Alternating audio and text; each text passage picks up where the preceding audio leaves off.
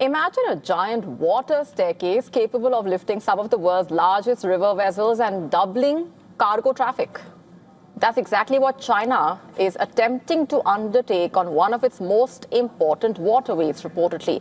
China has started construction of an enormous $11.4 billion engineering project, reportedly, near the Three Gorges Dam on the Yangtze River. The project, expected to take 112 months, that's roughly 9.3 years to complete, will be building a new 6,680-meter-long two-way, five-stage ship lock system. These giant locks, often called water elevators, lift and lower vessels through different water levels, allowing the ships to pass through a dam efficiently. The initiative has now been incorporated into China's 15th five-year plan for 2026 to 2030 and forms a key part of China's strategy to strengthen domestic connectivity and support long-term economic growth.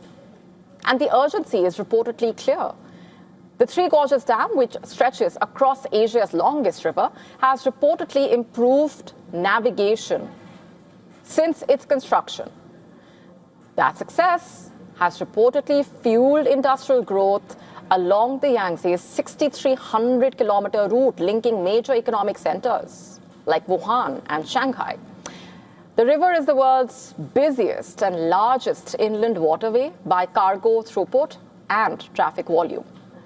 In fact, it handles over 4.2 billion tons of cargo annually, but that success has reportedly created a new problem.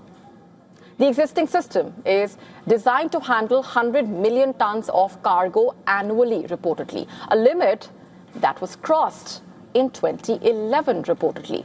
By 2025, cargo throughput had surged to 173 million tons.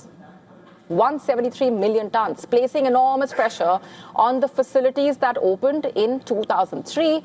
And China now wants to future-proof the river in a way. And once the new system becomes operational, 10,000-ton class vessels will reportedly move through the dam more efficiently. Annual cargo capacity expected to jump to 336 million tons, almost double the current levels while reducing transportation costs for manufacturers and traders. The existing Three Gorges ship lock is designed for 3,000-ton single vessels and 10,000-ton fleets. The new channel differs significantly in that it is designed for direct dam passage of 10,000-ton single vessels. And the thing is, beyond engineering, the project also in a way reflects China's larger economic strategy here, connecting coastal manufacturing hubs with central and western provinces through faster, cheaper, more efficient logistics. And the river is already China's economic lifeline. Beijing's latest mega project aims to make that lifeline even stronger. Facing stringent criticism over its brutal crackdown in Pakistan-occupied Kashmir, Pakistan desperately trying to divert global attention after a relative lull in attacks. Pakistan Army Chief Asim Munir's forces launched fresh airstrikes on Afghanistan. As per the Afghan government spokesman, Pakistan violated its airspace and bombed homes in the border provinces of Khost and Kunar, and this resulted in the deaths of 13 civilians, including 11 children, 1 woman, and an elderly man. At least 14 others were injured in Pakistan's attack, terming this, quote-unquote, a crime. He strongly condemned this act of aggression. Visuals, in fact, showed a spate of destruction, distraught people seen looking for items in the rubble and transporting the final remains of those who were killed in the strikes. In fact, they voiced their anger against Pakistan's barbarity, as they called it. They attack during the middle of the night and kill innocent civilians. Is this war? Where is the International Criminal Court or the United Nations, who so-called defend human rights? Did they ask about the hundreds who were martyred before? On the other hand, Pakistan's information minister claimed 26 fighters of the Tehreek-e-Taliban, TTP, were eliminated in what he described as precise and calibrated strikes on the border areas in Afghanistan. He also said that 4 targets, including a training center and hideout, were destroyed. But he remained silent on civilian casualties in Afghanistan. And while both sides agreed to a ceasefire in October 2025, the truce ended in February this year after Pakistan conducted airstrikes on alleged TTP camps in Afghanistan's Nangarhar and another province. However, Taliban said that 18 civilians were killed in the attack. Subsequently, Afghan forces fired at Pakistan military posts and claimed to have killed 55 soldiers. Islamabad responded by bombing Kabul and Kandahar. In March, Taliban accused Pakistan of bombing Kabul's Omar Addiction Treatment Hospital, resulting in the deaths of at least 400 persons. While the fighting temporarily paused during Eid, Pakistan resumed the operations thereafter. The situation changed in April, in fact, as China entered the fray. Both sides commenced peace talks at the start of April and held week-long discussions.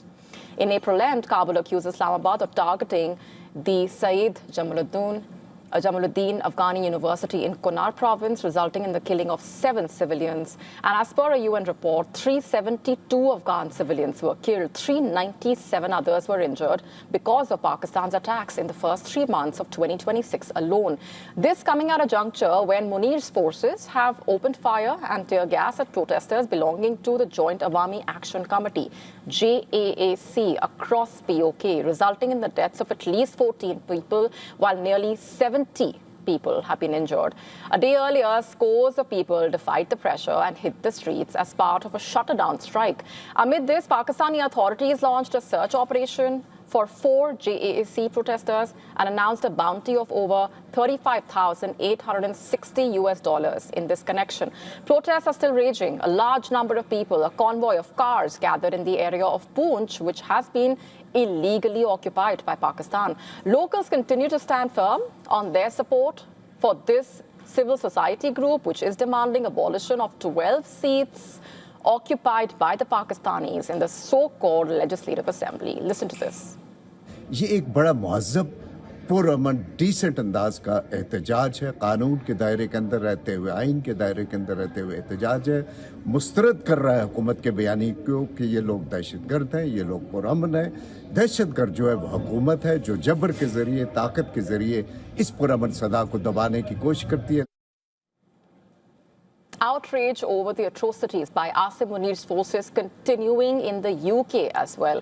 Members of the Kashmiri diaspora gathered in Manchester to hold a funeral prayer in absentia for people killed in POK. Subsequently, they marched to the Pakistani consulate to demand an independent probe into the killings. With Asim Munir igniting a new war front, it seems, even as his forces continue to commit atrocities on the people, all eyes are on how the Taliban will respond this time around. Europe wants a 6th-generation fighter. The plan basically is to build a faster, smarter, deadlier fighting machine. The aim is to stay a step ahead of the adversaries. Airbus-led alliance lobbies Germany on fighter jet project, but history also shows that before such plans leave the drawing board, the politics often brings them crashing back to earth. Our next report taking a closer look at how, from the Cold War interceptors to stealth jets of the future, Europe's fighter dreams have a habit of falling apart before takeoff. Take a look.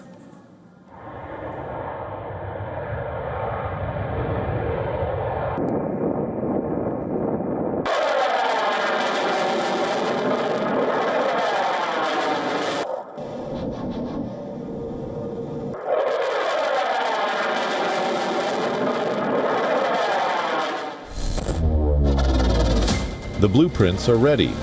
The technology exists. The threat environment is growing more dangerous by the year. Yet once again, Europe's ambitions are colliding with Europe's politics. Behind closed doors, aerospace giants are fighting to shape the continent's next fighter aircraft.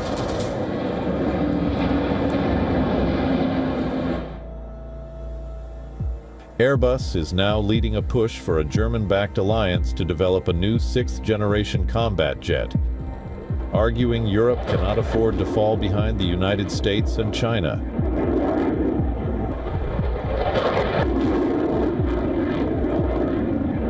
The lobbying comes at a critical moment, because another grand European fighter project is already in trouble. The Future Combat Air System was supposed to be Europe's answer to the next generation of aerial warfare.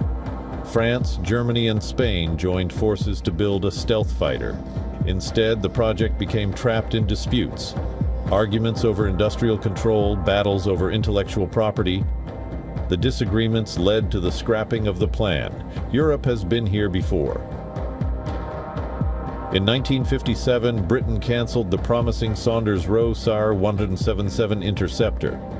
In 1965, the TSR-2 was axed despite successful test flights. 2 years later, the Anglo-French AFVG program collapsed after France walked away. Then came the European Fighter Aircraft project. France quit in 1985 over leadership and design disputes, choosing to build Rafale alone while Britain, Germany, Italy, and Spain continued with what became the Eurofighter Typhoon. The pattern is striking. Every nation wants strategic autonomy. Every company wants a bigger share of the work. Every government wants jobs at home. And every disagreement adds years and billions to development. Today, Europe faces a familiar choice: build together and compromise, or build apart and pay the price.